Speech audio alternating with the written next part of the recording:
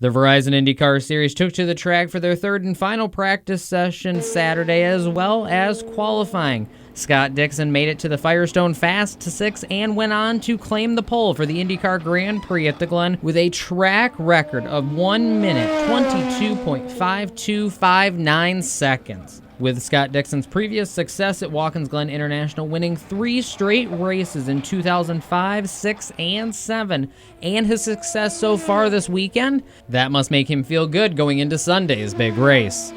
It's the first part of the job done, but it doesn't guarantee you anything. I think it guarantees that we start at the front of the race, but there's a lot of unknowns. The track's been repaved. We've got different tires, different car. There's a lot of things that we don't know too much about. So strategy is going to be pretty interesting, I think, tomorrow with tires and then also fuel.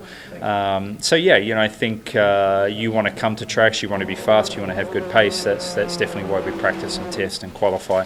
But it doesn't, as I said, doesn't guarantee you anything. So we'll have to do the best that we can, and all we're hoping for is that we're in the same position at the end of the race. It's the hard thing with motor racing. It's never just a driver. It's strategy. It's pit stops. The engine. Fuel mileage. There's so many different equations that you have to work out, and still an unknown. I think we'll get a little bit better idea on how the reds run and the degradation come the warm up tomorrow morning before the race. Typically you don't see anybody running any kind of red tire because you want to save them and use as many sets of them as you can. But I think with the query of really not sure what they're going to do, I think you're going to see a lot of people running on them and trying to figure out a different way around it. So